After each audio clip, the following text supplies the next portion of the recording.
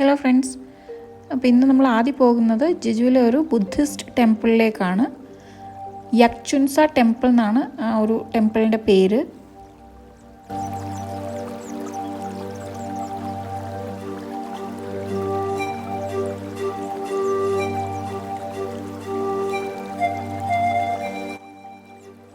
ഈ ടെമ്പിളിൻ്റെ ഡീറ്റെയിൽസ് ഒക്കെ അതിൽ പറയുന്നുണ്ട്.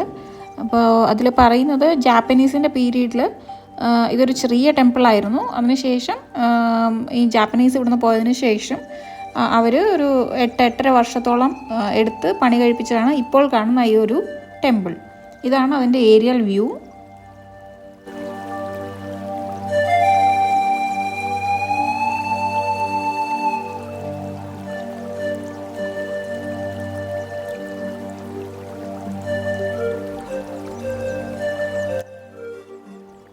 ഇതാണ് അങ്ങോട്ടേക്കുള്ള വഴി.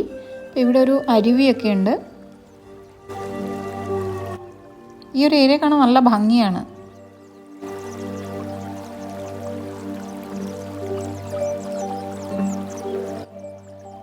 റൈറ്റ് സൈഡിലൊരു ജേജു അപ്പൂപ്പിനെ കാണാം. പിന്നെ അതുപോലെ അവിടെയൊക്കെ സൈൻ ബോർഡുകളുണ്ട്.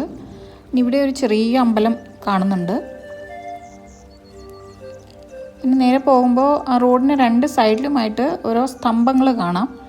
അത് ഈ ലാവ റോക്ക് കൊണ്ട് ഉണ്ടാക്കിയിരിക്കുന്നതാണ്. അപ്പോൾ ഇത് ഒന്ന് മെയിലും ഒന്ന് ഫീമെയിലും ആണെന്നാണ് ഇവർ പറയുന്നത്.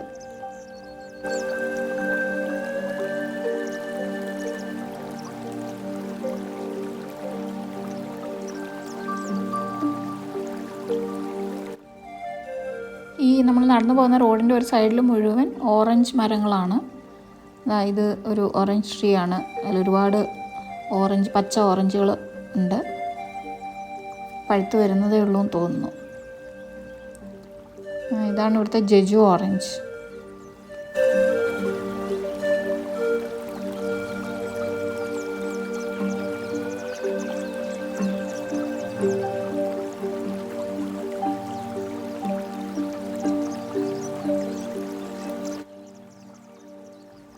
ഈ മരത്തിൽ കുറച്ച് പഴുത്ത ഓറഞ്ചുകളുണ്ട്. നല്ല യെല്ലോ കളറാണത്. ഇവിടേക്ക് എന്തോരം ഓറഞ്ചുകളാണ്.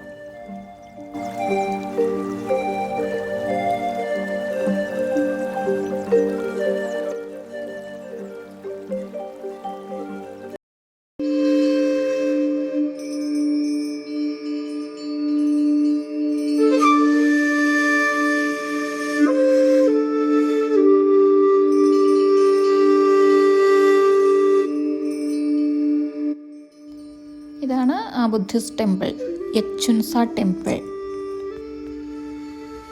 ഇത് ജെജുവിലെ ബിഗ്ഗസ്റ്റ് ബുദ്ധിസ്റ്റ് ടെമ്പിളാണ്. അതിനടുത്തൊരു വലിയ ഗാർഡൻ ഉണ്ട്. ആ കാണുന്നത് കടലാണ്. ഇതും കടലിനടുത്ത് തന്നെയാണ്.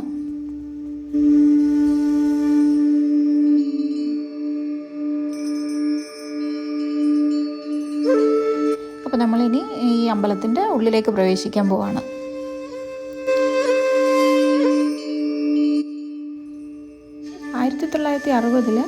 കിം ബ്യോങ്ഗൺ എന്നു പേരുള്ള ഒരു മോങ്ക് ഈ സ്ഥലത്ത് എത്തുകയും ഇവിടെ അടുത്തുള്ള ഒരു ഗുഹയിൽ വന്ന് ധ്യാനിക്കുകയും ആ ധ്യാനത്തിനിടയിൽ ഒരു വെളിപാടുണ്ടാകുകയും പിന്നീട് ഒരു ചെറിയ പുൽക്കുടിൽ പോലെ ഒരു ടെമ്പിൾ ഉണ്ടാക്കുകയും ചെയ്തു. അങ്ങനെയാണ് ഈ ഒരു ടെമ്പിളിൻ്റെ തുടക്കം. അതിനുശേഷം 1981 മറ്റൊരു മോങ്ക് ഇവിടെ വന്ന് കുറച്ചുകൂടി നല്ലൊരു ടെമ്പിൾ കൺസ്ട്രക്റ്റ് ചെയ്യാൻ വേണ്ടി പ്ലാൻ ചെയ്തു. അത് 1988 അതിൻ്റെ ഒരു കൺസ്ട്രക്ഷൻ ആരംഭിച്ച് 96 ഇതിൻ്റെ പണി കഴിഞ്ഞത്. അപ്പോൾ ഇതാണ് ഇവിടുത്തെ ഈ ഒരു ഈസ്റ്റ് ഏഷ്യയിലെ തന്നെ സിംഗിൾ ബിഗ്ഗസ്റ്റ് ബുദ്ധിസ്റ്റ് ടെമ്പിൾ. അപ്പോൾ ഇവിടെ ചാരിറ്റിയും അതുപോലെ തന്നെ കൾച്ചറൽ ഈവൻറ്റ്സൊക്കെ നടത്താറുണ്ട്.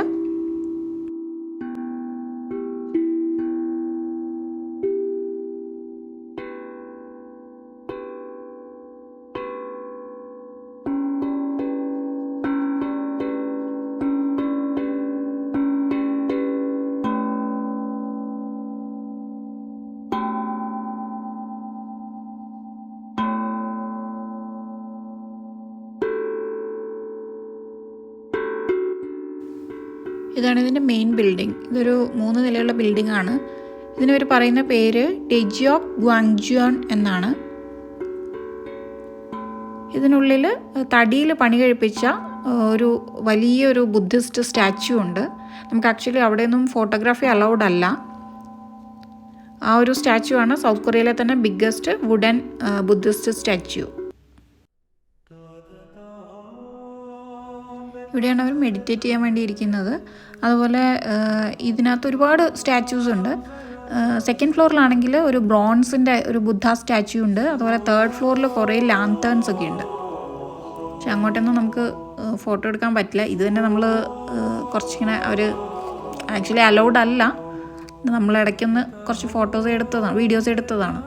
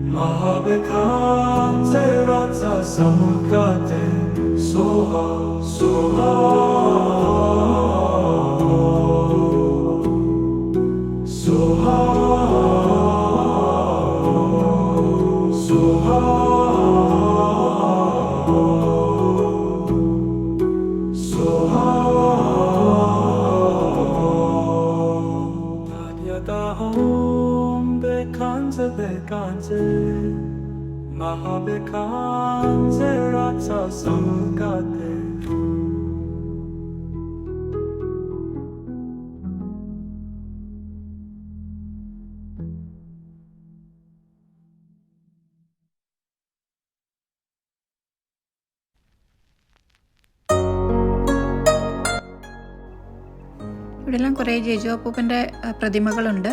അതുപോലെ ഇതിനുള്ളിൽ വേറെയും ബിൽഡിങ്സ് ഉണ്ട്. അവിടെ നമുക്ക് ഈ ഇവിടുത്തെ മോങ്സിൻ്റെ ഡോർമിറ്ററിയും അതുപോലെ ഈ ഒരു ടെമ്പിളിൻ്റെ ഓഫീസും ഒക്കെ ഉണ്ട്. പിന്നെ ഈ ടെമ്പിളിൽ നമുക്ക് ഭക്ഷണം കഴിക്കാനും അതുപോലെ സ്റ്റേ ചെയ്യാൻ പിന്നെ മെഡിറ്റേറ്റ് ചെയ്യാനൊക്കെയുള്ള സൗകര്യമുണ്ട്. ഇവിടുത്തെ മറ്റൊരു പ്രത്യേകത, ഇവിടെ ഒരു നീരുറവയുണ്ട്. ആ നീരുറവയിൽ നിന്ന് വരുന്ന വെള്ളം വളരെ ശുദ്ധമായ വെള്ളമാണ്. അതിന് ഔഷധ ഗുണമുണ്ട് എന്നാണ്. അതുകൊണ്ട് തന്നെ പല രോഗങ്ങളും മാറും എന്നൊക്കെയാണ് ഇവരുടെ ഒരു വിശ്വാസം.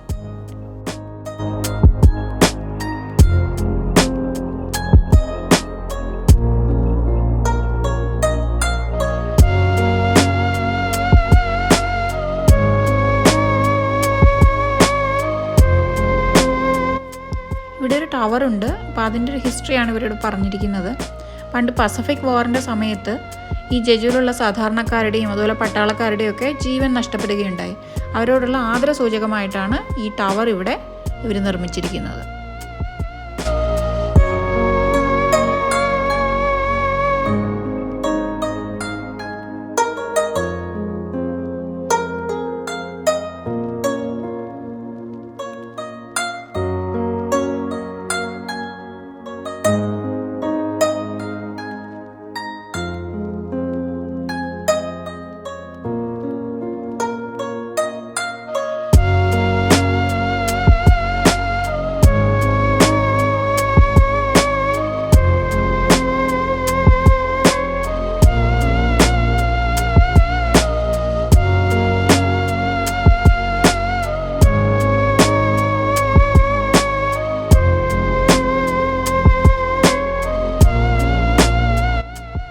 ഇവിടുന്ന് ഇനി അടുത്തൊരു ഡെസ്റ്റിനേഷനിലേക്ക് പോവാണ്. ഇനി നമ്മൾ പോകാൻ പോകുന്നത് ഇവിടെ അടുത്തുള്ള ഒരു മിസ്റ്റീരിയസ് റോഡ് കാണാനാണ്.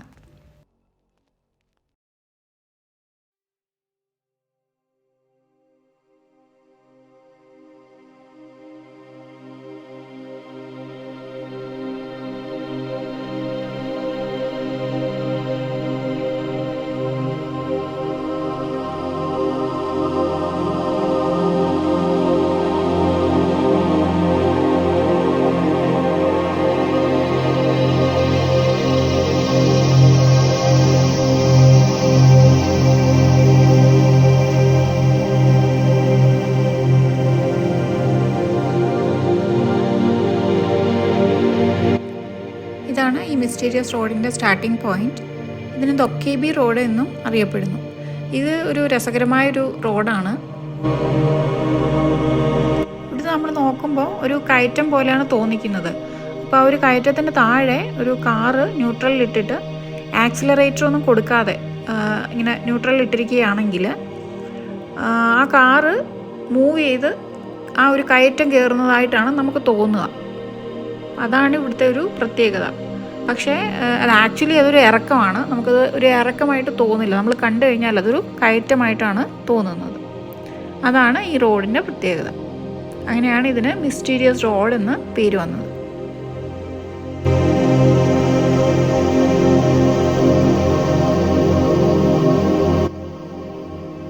ഇപ്പം നമ്മുടെ ബസ്സിൻ്റെ എൻജിൻ ഓഫ് ചെയ്തിരിക്കുകയാണ്. അപ്പോൾ ഓഫ് ചെയ്തിട്ട് ഇങ്ങനെ അവർ കാണിച്ചു തരികയാണ് അതെങ്ങനെയാണെന്ന് മൂവ് ചെയ്യുന്നതെന്നുള്ളത്. ആക്ച്വലി നമ്മൾ നോക്കുമ്പോൾ അത് കയറ്റത്തിലേക്ക് കയറുന്നതായിട്ടാണ് തോന്നുന്നത്. പക്ഷെ അത് തനിയെ ഇങ്ങനെ ഇറക്കമായതുകൊണ്ട് തനിയെ മൂവ് ചെയ്ത് മുമ്പോട്ട് പോകുന്നുണ്ട്. വീഡിയോയിൽ എത്രത്തോളം ക്ലിയർ ആകുന്നു എന്നറിയില്ല. ഈ റോഡിന് മിസ്റ്റീരിയസ് റോഡ് എന്ന പേര് വരാനുണ്ടായ സന്ദർഭം ഗൈഡ് ഞങ്ങൾക്ക് വിശദീകരിക്കുകയുണ്ടായി. കുറേ വർഷങ്ങൾക്ക് മുൻപ് ഒരു വ്യക്തി ഇതുവഴി കാറിൽ പോവുകയും അപ്പോൾ അയാൾ നോക്കുമ്പോൾ അതൊരു കയറ്റമായിട്ട് തോന്നി. അപ്പോൾ ആ കയറ്റത്തിന് താഴെ ആ കാറ് നിർത്തിയിട്ടിട്ട് അയാൾ ഫിഷിങ്ങിന് പോകാനൊരുങ്ങി. അപ്പോൾ ആ സമയത്ത് ഈ കാറ് തനിയെ മുമ്പോട്ട് പോവുകയും അയാൾക്ക് നോക്കുമ്പോൾ അത് കാറ് ഈ കയറ്റത്തിലേക്ക് കയറി പോകുന്നതായിട്ട് തോന്നുകയും അയാൾ കാറിന് പിന്നാലെ ഓടി പിന്നീട് അതെങ്ങനെയൊക്കെയോ നിർത്തി. അതിനെപ്പറ്റി ഇൻവെസ്റ്റിഗേറ്റ് ചെയ്തതിന് ശേഷമാണ് അവർക്ക് മനസ്സിലായത് ഇതൊരു ഇറക്കമാണെന്നും പക്ഷെ നമുക്കത് കയറ്റമായിട്ട് തോന്നുന്നതാണെന്നുള്ള ഒരു യാഥാർത്ഥ്യം. അതിനുശേഷം മുതലാണ് ഈ റോഡിന് മിസ്റ്റീരിയസ് റോഡെന്ന പേര് വരാൻ തുടങ്ങിയത്. പിന്നീട് ഒരുപാട് ടൂറിസ്റ്റുകളൊക്കെ അവിടെ വരാനും ഇത് കാണാനും ഒക്കെ ഇടയായി.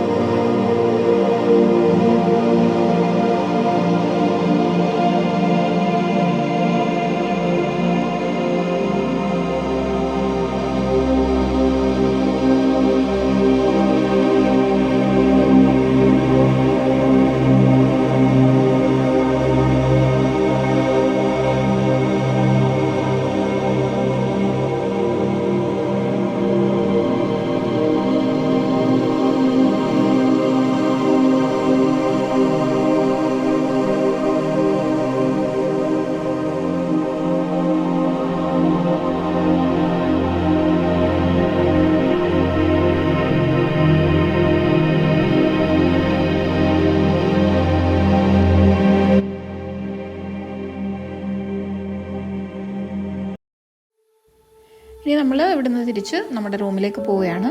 അപ്പോൾ ഇന്നത്തെ ഒരു പരിപാടിയൊക്കെ കഴിഞ്ഞു. ഇനി വീണ്ടും നാളെ അടുത്ത സ്ഥലത്തേക്ക് പോകും.